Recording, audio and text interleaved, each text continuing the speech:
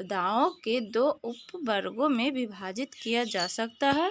पहला प्राकृतिक आपदाएं और दूसरा मानव जनित आपदाएं। प्राकृतिक आपदाएं के अंतर्गत फ्रेंड्स भारत में आने वाली मुख्य प्राकृतिक आपदाएं बाढ़, भूकंप, सूखा, सुनामी, चक्रवात, ओलावृष्टि, हिमस्खलन, वज्रपात, मेघ स्फोट इत्यादि हैं। इनमें बाढ़, सूखा, भूकंप और सुनामी अधिक विनाशकारी आपदाएं हैं।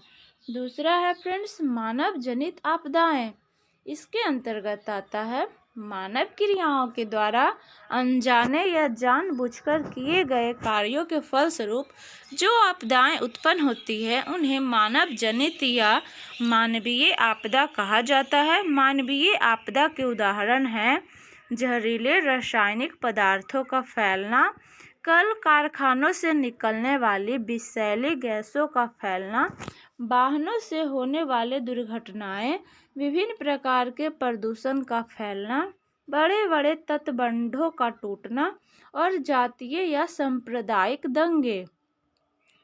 नेक्स्ट है फ्रेंड्स बाढ़ नियंत्रण के लिए उपाय बताएं।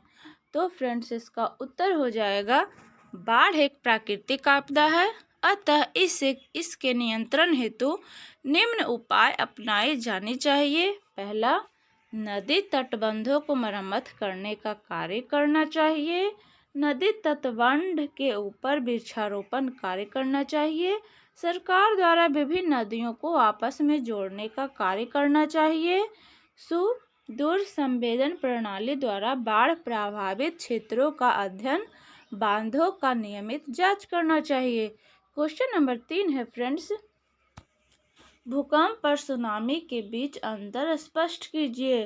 तो इसका उत्तर हो जाएगा जब किसी बाह्य या आंतरिक कारणों से पृथ्वी के भूपटल में कंपन उत्पन्न होता है तो उसे भूकंप कहते हैं। इसके विपरीत जब भूगर्भीय हलचल समुद्र के तली में उत्पन्न होता है तो अति तीव्र समुद्री लहरें उत्पन्न होती है, इसे ही सुनामी कहते हैं। दोनों से जन धन की अपार क्षति होती है। क्वेश्चन नंबर 4 है फ्रेंड्स दिया हुआ है आकस्मिक प्रबंधन में स्थानीय प्रशासन की भूमिका का वर्णन करें।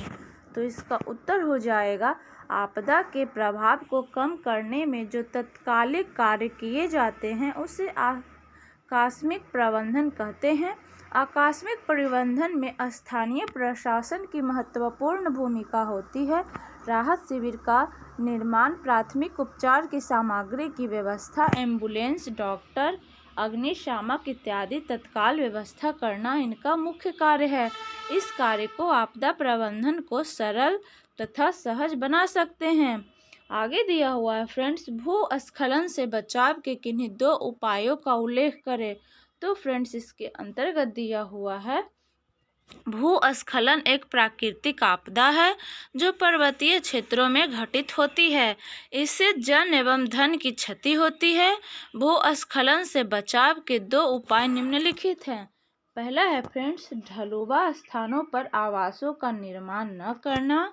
दूसरा है वनस्पतिक विहीन ऊपरी तलों पर उपयुक्त वृक्ष प्रजातियों का सघन रोपण कार्य करना। नेक्स्ट दिया हुआ है फ्रेंड्स बाढ़ के 4 कारणों की व्याख्या करें। तो फ्रेंड्स इसका उत्तर हो जाएगा बाढ़ एक प्राकृतिक आपदा है जिसके कारण अधिक संख्या में जन धन को नुकसान होता है। बाढ़ के निम्नलिखित 4 कारण हैं जिसमें पहला है फ्रेंड्स देखिए नदियों में अधिक मात्रा में वर्षा का जल पहुंचने से बाढ़ आती है। दूसरा है वर्षा जल के साथ नदी की घाटी में मिट्टी जमा होने से बाढ़ आती है। तीसरा है वनस्पतियों की कटाई के कारण बाढ़ आती है तथा चौथा कमजोर तटबंध के टूटने के कारण से बाढ़ आती है। क्वेश्चन नंबर 7 है फ्रेंड्स सुनामी के 3 प्रभावों का उल्लेख करें। तो इसका उत्तर हो जाएगा सुनामी के प्रभाव निम्नलिखित हैं। सुनामी लहरें अत्यंत विनाशकारी होते हैं। सुनामी लहरों में भयंकर बाढ़ आ जाती है और हजारों व्यक्ति डूबकर मर जाते हैं। तीसरा है सुनामी लहरों से संपूर्ण तटवर्ती क्षेत्र जलमग्न हो जाता है, मकान व कल कारखाने नष्ट हो जाते हैं, करोड़ों रुपए की क्षति होती है। आगे दिया हुआ है फ्रेंड्स, क्वेश्चन नंबर 8 है सुखाड़ की अवधि में मिट्टी नमी बनाए रखने के लिए आप क्या करेंगे? तो फ्रेंड्स इसका उत्तर हो जाएगा सुखाड़ में मिट्टी की नमी बनाए रखने के लिए हम घास का आवरण रहने बनाए रखने के लिए घास का आवरण रहने देना चाहिए तथा खेतों की गहरी जुताई किया जाना चाहिए जिससे कि मृदा में नमी बनी रहे। आगे दिया हुआ है फ्रेंड्स, आपदा से आप क्या समझते हैं? तो इसका उत्तर हो जाएगा कुछ दुर्घटनाएं ऐसी होती है जो बिना बुलाए अकस्मात आ धमकती है और अल्प समय में ही जन धन की अपार क्षति पहुंचा देती है। ये हमें संकट की स्थिति में ला देती है। संकट की स्थिति उत्पन्न करने वाली ऐसी कोई भयावह घटना आपदा कहलाती है। दूसरे शब्दों में हमारे सामाजिक आर्थिक जीवन को भारी खतरे में डालने वाली अकस्मात घटना आपदा यानी कि डिसास्टर है। नेक्स्ट क्वेश्चन है फ्रेंड्स, आपदा प्रबंधन के उद्देश्यों की विवेचना करें। तो फ्रेंड्स इसका उत्तर हो जाएगा आपदा कोई भी हो उसका प्रबंधन अनिवार्य है। आपदा से न केवल विकास कार्य अवरुद्ध होते हैं बल्कि विकास कार्यों में कई व्यवधान उपस्थित होते हैं। कोई भी प्रबंधन कार्य तब तक सफल नहीं हो सकता है जब तक उसमें आम लोग की सहभागिता नहीं होती है। आम लोगों की सहभागिता तथा पंचायत की मदद से ठोस प्रशासनिक निर्णय लिए जा सकते हैं और वे निर्णय ही दीर्घकाल में प्रबंधन हेतु आवश्यक होते हैं। पूर्वानुमान या पूर्व जानकारी से अपने आसपास घटने वाली किसी भी संभावित विनाश से बचा जा सकता है। उत्तर बिहार के लोग कोसी की विशाल विनाश लीला से बचने के लिए आपसी सहयोग से बाढ़ के अनुरूप जीवन शैली बना ली है। क्वेश्चन नंबर 11 है फ्रेंड्स, आपदा प्रबंधन क्या है? तो इसका उत्तर है आपदाएं चाहे जिस प्रकार की हो इससे धन जन एवं साधनों की अपार क्षति होती है। इस संभावित अपार क्षति को कम करने का उपाय ही आपदा प्रबंधन कहलाता है।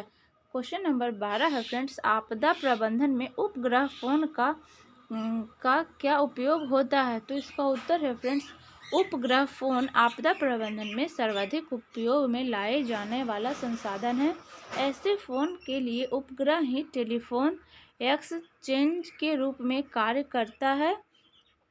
ये फ़ोन बहुत ही विश्वसनीय आवाज़ एवं डाटा संचार प्रदान करते हैं एवं इन्हें सुविधा अनुसार कहीं भी ले जाया जा सकता है।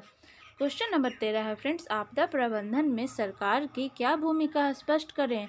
तो फ्रेंड्स इसका उत्तर हो जाएगा आपदा प्रबंधन में सरकार की अहम भूमिका है। सरकार को संबंधित या क्षेत्र विशेष में आने वाली आपदा की पूर्व आशंका का ज्ञान होता है। अतः आपदा आने के पूर्व आपदा आने के पश्चात दोनों ही स्थितियों के लिए सरकार द्वारा नीतिपरक एवं प्रशासनिक तैयारियां करना आवश्यक हो जाता है।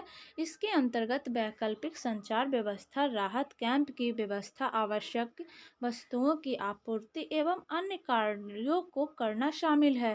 क्वेश्चन नंबर 14 है, प्राकृतिक आपदा एवं मानव जनित आपदा में अंतर उदाहरण सहित प्रस्तुत करें। फ्रेंड्स इसका उत्तर हो जाएगा प्राकृतिक आपदाएं एवं मानव जनित आपदाएं में निम्न अंतर है। पहला, प्राकृतिक आपदा हमारे वातावरण में घटित होने वाली वैसी घटनाएं जो प्राकृतिक कारणों से उत्पन्न होती है प्राकृतिक आपदा कहलाती है, जैसे भूकंप, बाढ़, सूखा, सुनामी, भूस्खलन, चक्रवात इत्यादि।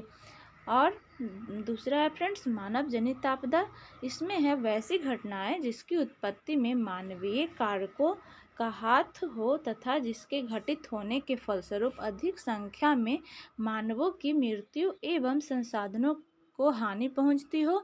मानव जनित आपदा कहलाती है, जैसे रेल, सड़क, हवाई जहाज दुर्घटना, आग, युद्ध, आतंकवाद, महामारी, सांप्रदायिक दंगे इत्यादि।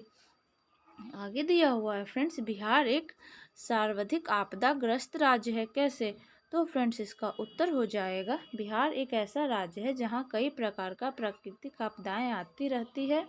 यहाँ मुख्य रूप से बाढ़, सूखा, तूफान, वज्रपात और भूकंपीय आपदा आती है। बाढ़ तो बिहार की नियत बन गई है। उत्तर बिहार के लोग प्रत्येक वर्ष बाढ़ की परेशानी को झेलते हैं। सूखा का प्रभाव दक्षिण पश्चिम और मध्य दक्षिण बिहार में अधिक पड़ता है। तूफान का प्रभाव बिहार के उत्तरी पूर्वी जिलों में अधिक पड़ता है। भूकंप का सर्वाधिक प्रभाव उत्तरी बिहार के सीमावर्ती क्षेत्र पर पड़ता है। आगे दिया हुआ है फ्रेंड्स, आग आपदा के समय कौन से उपाय करना चाहिए।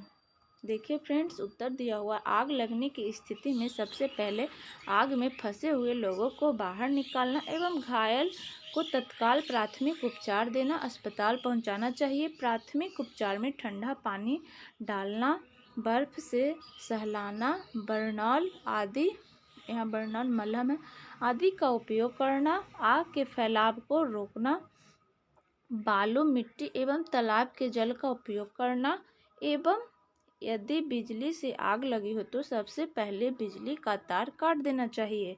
नेक्स्ट क्वेश्चन है फ्रेंड्स, तूफानी महार्मी क्या है। तो इसका उत्तर हो जाएगा, अक्टूबर नवंबर के महीने में बंगाल की खाड़ी में भयानक चक्रवात आता है, जिससे पश्चिम बंगाल और उड़ीसा जैसे तटीय राज्यों में तूफान महोर्मी आता है। इसे समुद्री लहरें बहुत अधिक मात्रा में जल नदियों के मुहाने से प्रेरित करता है। यह जल नदी में चढ़कर विस्तृत क्षेत्र को जलमग्न कर देता है, जिससे धन जन की अत्यधिक हानि होती है, बहुत पैमाने पर तबाही होती है, पेड़ और मकान ध्वस्त हो जाते हैं। नेक्स्ट क्वेश्चन है फ्रेंड्स, भूकंप क्या है, इससे बचाव के 2 उपायों का उल्लेख करें। तो फ्रेंड्स इसका उत्तर हो जाएगा, जब किसी बाहरी या आंतरिक कारणों से पृथ्वी पर भूपटल के कंपन होता है तो उसे भूकंप कहते हैं। इससे बचाव के निम्न उपाय हैं। पहला, भूकंप रोधी मकानों का निर्माण करना। दूसरा, इससे सुरक्षा के लिए लोगों को प्रशिक्षित करना। क्वेश्चन नंबर 19 है फ्रेंड्स, भूकंप एवं सुनामी के विनाशकारी प्रभाव से बचाने के उपायों का वर्णन करें। तो इसका उत्तर है फ्रेंड्स, भूकंप एवं सुनामी एक प्राकृतिक आपदा है जो काफ़ी विनाशकारी होता है। भूकंप से बचाव के निम्नलिखित तरीके हैं। पहला दिया हुआ है फ्रेंड्स, भूकंप का सटीक पूर्वानुमान लगाया जाना चाहिए। दूसरा, भूकंप रोधी मकान बनाना चाहिए, जनता को जागरूक बनाना चाहिए, विद्यालय में बच्चों को भूकंप की जानकारी दी जानी चाहिए। सुनामी से बचने के विभिन्न तरीके हैं। इसमें पहला है, समुद्र के नज़दीक तटबंधों का निर्माण किया जाना चाहिए। तटबंधों के किनारे मैंग्रोव वनस्पति लगाई जानी चाहिए। तीसरा है, तटीय क्षेत्रों के नज़दीक रहने वाले लोगों को प्रशिक्षित किया जाना चाहिए। चौथा, सुनामी से प्रभावित क्षेत्रों में तत्काल मदद पहुंचाना चाहिए। क्वेश्चन नंबर 20 है फ्रेंड्स, भूकंप का अधिकतम प्रभाव क्षेत्र कौन सा है। तो फ्रेंड्स इसका उत्तर हो जाएगा, यह भूकंप तीव्रता की दृष्टि से 9 से अधिक तीव्रता वाला क्षेत्र है।